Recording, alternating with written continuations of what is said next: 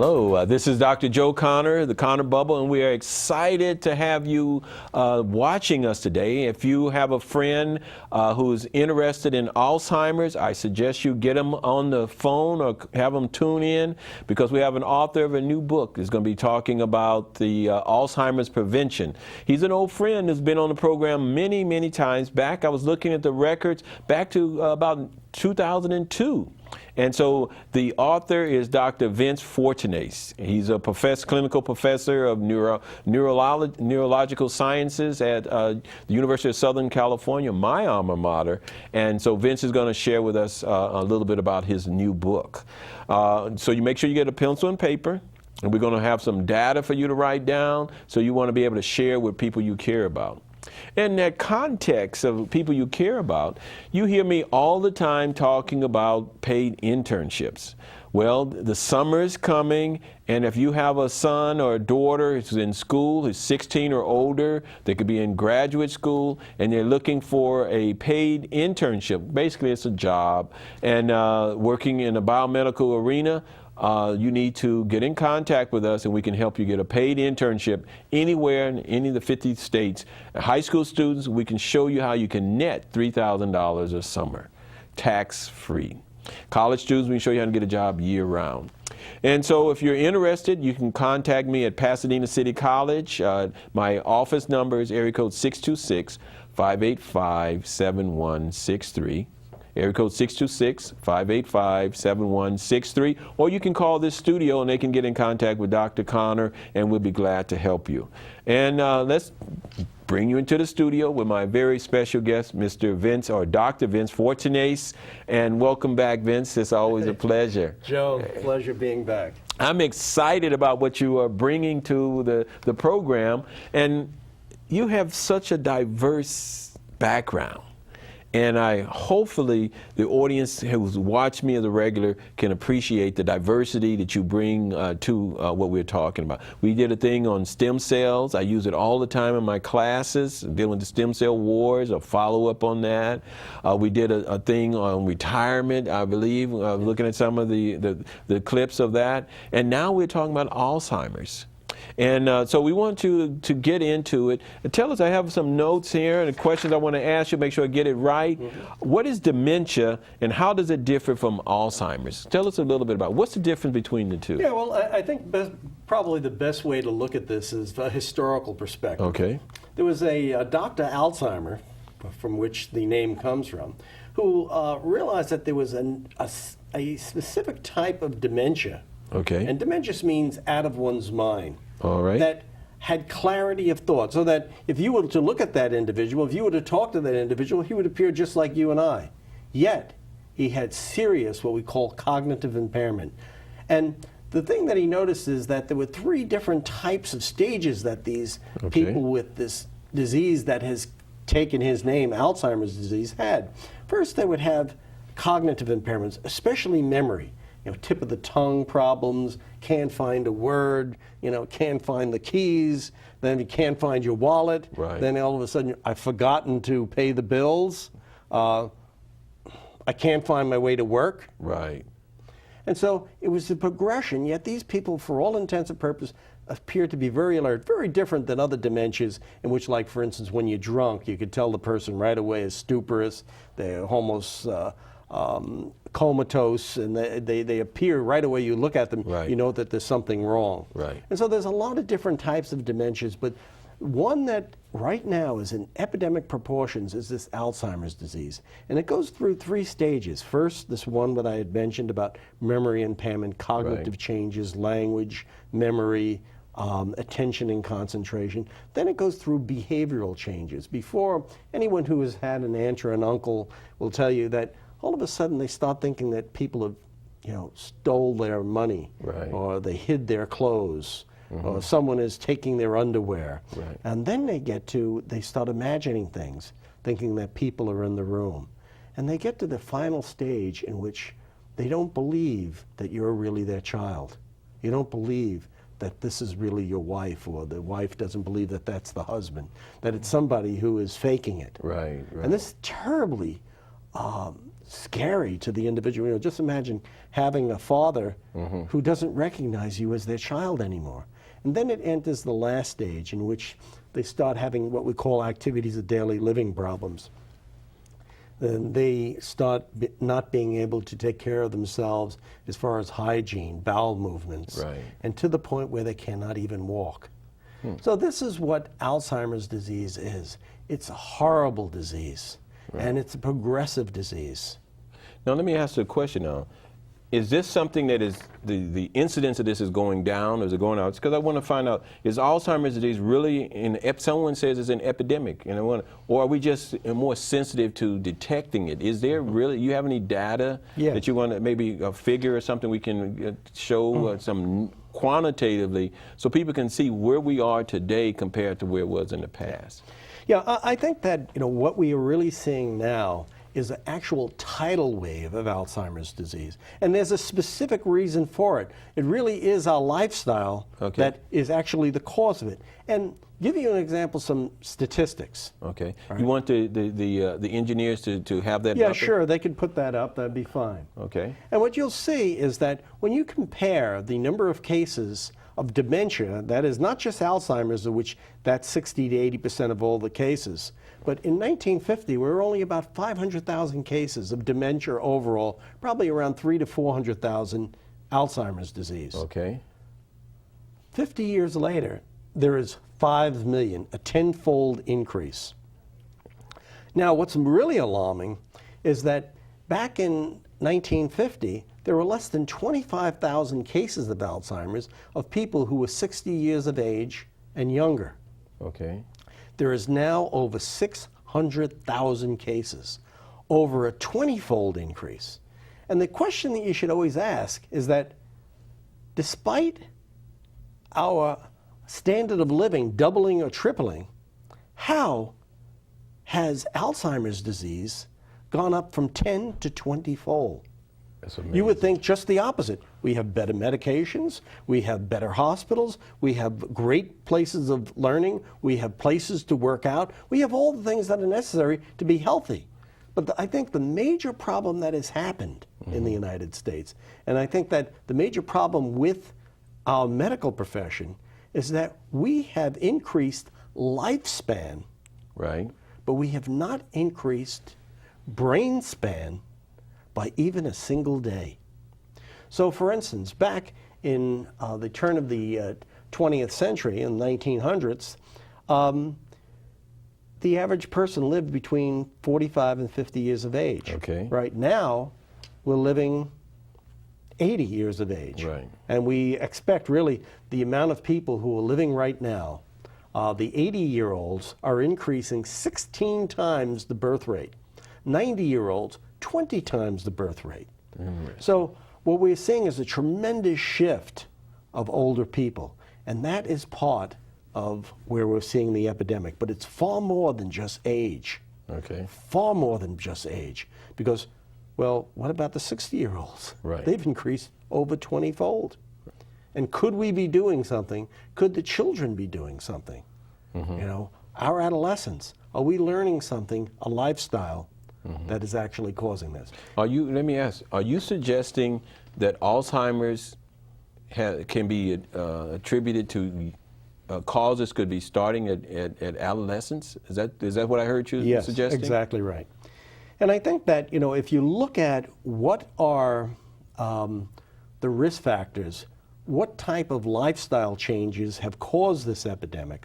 And I say in the book, one of the things that I promise is that if you change your lifestyle, over 70% of the people can actually prevent Alzheimer's disease. It's always been thought that, well, gee, if you live long enough, you're going to get Alzheimer's disease. Right. That is not true at all. So just living long doesn't automatically mean you're going to have to develop Alzheimer's. Right, exactly right. And what we've seen, case after case, has shown that people who live a certain lifestyle don't get it. Okay. Now, there is 30%, probably, it really varies in the literature, anywhere from 10 to 30%. Okay. I always take the heavier side, that have a genetic predisposition. Okay. Now, these people, if they live long enough, will get the disease. However, it can be delayed anywhere from 10 to 15 years. That's a big difference between getting the disease at 60 and getting the disease at 75. Right. Because if you're really healthy at 60, today's 60 is like yesterday's 40. Exactly right. And Exactly right. And I think that the scariest part, if anyone wants to, any of the listeners really want to hear some scary statistics, why we must do something about it, why this really is the great American tragedy. I call it the Great American Epidemic because it is more epidemic to the United States than any other country. But Europe is catching up, Australia is catching up. All the countries that have high standards of living, this seems to be endemic to those countries. And then when I go in through the risk factors, you'll see right away why. Okay, do you have also a chart you want to show for the risk factors? Yes, I think that one of the charts I have is on adolescent and childhood. Is that that SAD thing you were talking about? Yes. Well, there's one thing, it's called SAD, and SAD is the lifestyle. What I call the SAD lifestyle is really the thing that brings on Alzheimer's disease. And that stands for sedentary, that is lack of exercise, right. Sleepless, and stressful right. Lifestyle, right. Which is so endemic to the United States. All right. People used to sleep 9.6 hours back in 1926. Right. The average sleep that people get right now is 6.6 hours. Oh. We've lost 1/3 of our sleep. Is that important? It's immensely important. Probably the most important factor. Second, stress. I don't have to tell you. Stress is just endemic, and often it's self-induced. Okay. The third thing, of course, is age. We have the S, the sedentary, and we talk about lack of exercise, and then we talk about aging. And as I had mentioned to you, that we have an aging population, right. And with age, of course, increases the likelihood of Alzheimer's disease. This, unfortunately, is something we can't do anything about. That's just true. But as I had mentioned, 16 times the rate of Alzheimer's in 80-year-olds, 20 times in 90-year-olds, and by the year 2020. 50% of our entire U.S. population will be over 55 years of age. I mean, incredible. And the economic cost is tremendous. Well, what about the D? What's the D part? Yeah, the D is very, very important. The D part is diet. And when we talk about diet, we find out that the amount of trans fats, that is those bad fats that we eat with hamburgers and any type of fried food, has increased 6-fold. Okay. All right, and in fact, obesity, which is there's a 300% increase with obesity, especially in women with Alzheimer's disease. And by the way, a lot of people don't realize that women have twice the likelihood of getting Alzheimer's than men. And when I had mentioned to you that maybe adolescence and childhood is where Alzheimer's starts, in fact, one thing we know pathologically, that is when we start seeing the pathological changes, right. That's these little plaques and tangles that we see in the brain. They start 30 years before the first sign of Alzheimer's, the first slip of the tongue, right. the first memory glitch. Okay. These start 30 years earlier, and they're starting, and we know that they're due to all these sad factors, and especially diet. And that's when we get into, of course, my 4-step method. But before we go into the 4-step method of preventing this, let me just say something about childhood and adolescence, because I think it's so important to many of the younger. It's so important because I keep talking about opportunities and internships and stuff like that. I think it's so important for young people that we get them in health-wise. Not only help them financially get a job, but we want to make sure that they're taking care of themselves. Yep. So I think what you're about to share is very valuable. So let me tell you, often youth never think that they're going to get there. Right. But many of them are smart enough to realize that, yes, they are going to be getting older. Right. And if they want to stay as sharp as they possibly can, they have to know one factor. Do you know that we start deteriorating? That is, our mind starts deteriorating at 21 years of age. Interesting. And there is a thing called mental agility, and that is the ability to do many things at once, right. To come up with answers, etc. It starts at 21. It's at its maximum at 21. After 21, it markedly deteriorates. When we look at Einstein, when we look at Newton, we look at all the great thinkers, of mathematics and other creators, we find out all of them, their original theses were made before 21 years of age. Interesting. And that by the time you're 40, there is a marked change every 7 years in your abilities. And we talk, and we should know that, a lot of people say to me, well, gee, doctor, you're trying to tell me some 20-year-old knows more than you do? Of course, my response, oh, how could a 20-year-old know more than me? Right? Well, there's a difference between agility, right, mental agility, and mental capacity. My crystallized memory and things that I have stored are far more than they were when I was 20 years of age. Right. But my ability, to think, to change thoughts, to learn, was far better when I was 20 than I am right now. Mm-hmm. Just like you wouldn't, if I was to tell you that my 20-year-old could run rings around me on the basketball court or on the baseball field, you would say, well, of course, he's 20, you're 60. Right. Well, the exact same thing is true. And so students have to know, unless they take care of themselves, that mental agility and that mental ability will plummet 2 or 3 times what it should. And that acronym SAD, the sedentary lifestyle, sitting around being a couch potato, is one of the things that. And the diet, the whole thing about the trans fat. So when I get into it, like for instance, here's some statistics, all right, for adolescence and for childhood. That is, childhood is less than 12 years old. Adolescence, 20 to 20. I should say 12 to 20. Okay. And when we look at this, we find out that since 1980, the number of children who are obese has doubled in the United States from 1980 to 2000.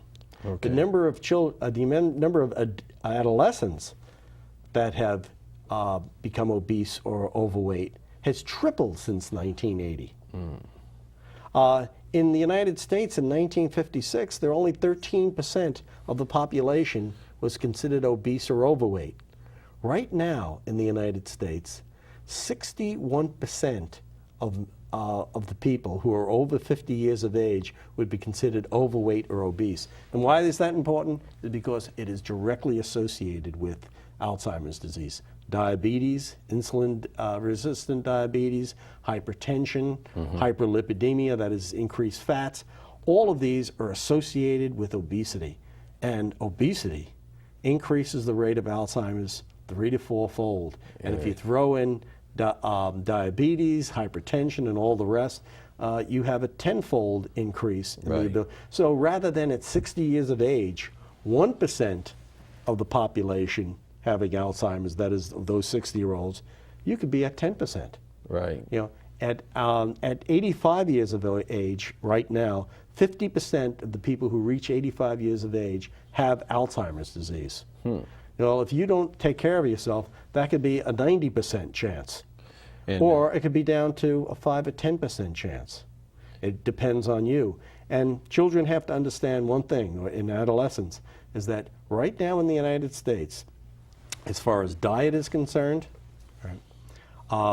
their trans fats, we had mentioned, have gone up 6-fold, tremendous association with it.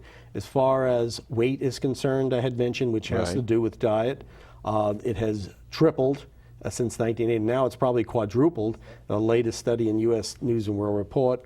And then as far as sleeping habits, many of the children don't go to bed until 2 or 3 o'clock in the morning, a time when growth hormone, testosterone, and estrogen should be peaking.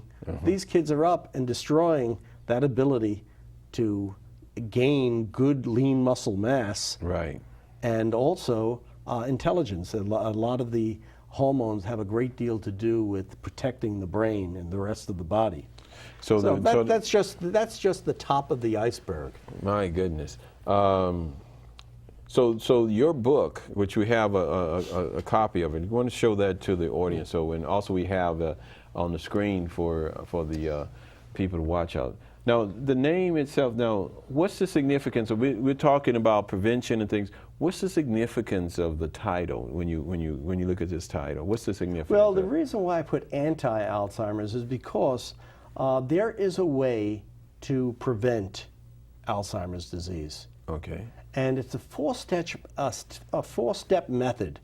Okay. Right? It's not just diet, it's not just exercise, but it really is a lifestyle change, a very simple lifestyle change. This is Right. not that, you have to go run out and buy a new set of clothes or a new house or get into a new neighborhood. The book is made very simply so that the average person doesn't need to go to a gym or buy a gym membership, doesn't need to find new foods that are very expensive, Right. Doesn't need to, go to school, etc. All of these things are very simply put forward, and it's called the four-step method. I call it the DEAR method. Now, do we have a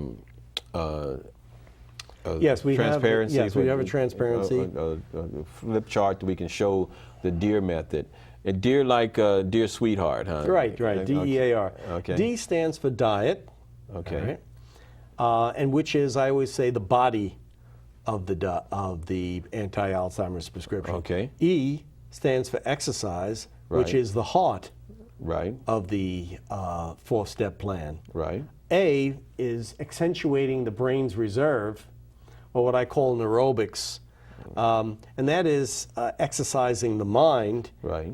which is what I call the mind Right. of the four-step method. And finally, rest and relaxation and spirituality, I regard as the will, and probably the most important part of all four.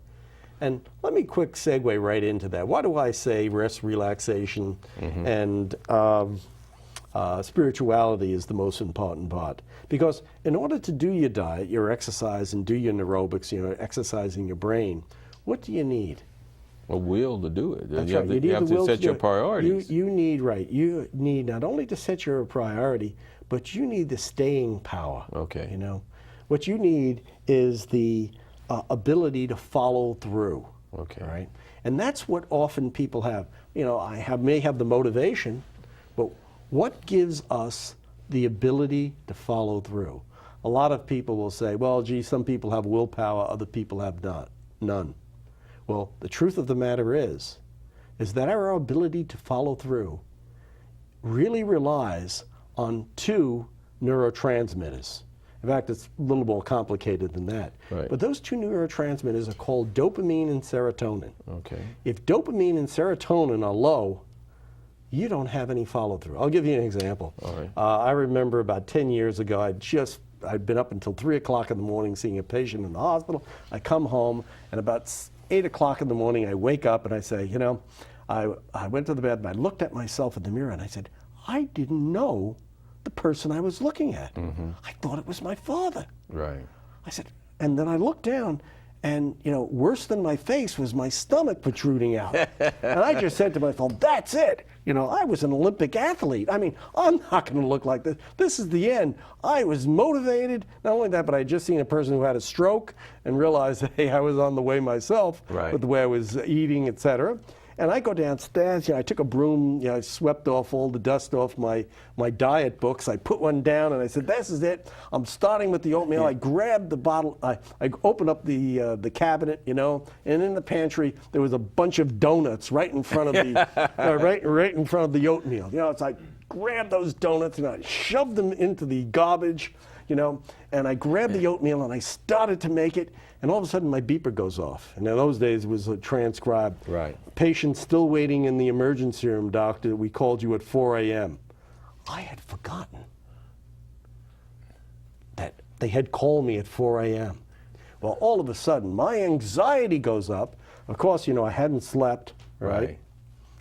I was terribly stressed. Right. And what happens then is your body calls for immediate energy. Right. And what is immediate energy? Carbohydrates. Right. I dropped the spoon into the oatmeal. I put my hand into the garbage, pulled out the donuts, grabbed the Coke, and off I was. To the meeting. Now, why did I fail? Why did I have no follow-through? Yeah. It's because I was overtired. I had no dopamine. My serotonin was low. Right. All the things. These are the anti-addiction transmitters. These are the calm and control. This is what supplies you with sleep. This is what supplies you with follow-through. This is the willpower. So anyone who does not get adequate sleep where 80 to 90% of all dopamine and serotonin Right. are supplied, Right. you could throw the book away. You could throw all the rest of the diet books away because it's not going to work. So until you control your stress, it doesn't mean no stress. I mean, who has no stress? But here's an interesting. You know, I'm listening to you. The first thing I want to do is go home and go to bed and get some sleep. I say, man, I better go home and get some rest. I want to pull up the covers and get some more sleep. Well, let me tell you, that's where your willpower. That's where you grow your willpower. Oh, yeah. I always tell my kids. I used to say, get to sleep. I said it is when your growth hormone and testosterone and estrogen peak.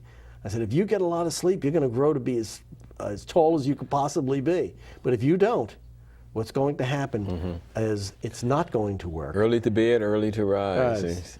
Right. And paying attention to those biorhythms. Right. So the whole plan is very logical. Okay. First, it tells you the diet, and it's not only what to eat, but what not to eat. Right. Watching out for soft drinks, which actually tell the body they're no different from carbohydrates.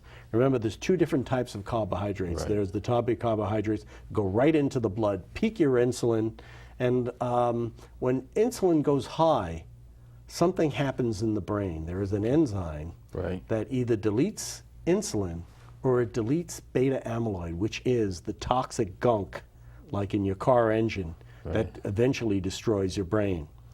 And so by keeping insulin low, and that is by not eating these fast carbs, but if you're going to eat anything, multigrains, fruit, vegetables, they're the type of carbohydrates. So that's the important thing. Not only that, but how to eat. It's not enough just to know what to eat and what to avoid, but also what. So I can go in further and further, but there's so many things that you can learn, like exercise. Right. It's amazing. Time just flies as usual when we're talking.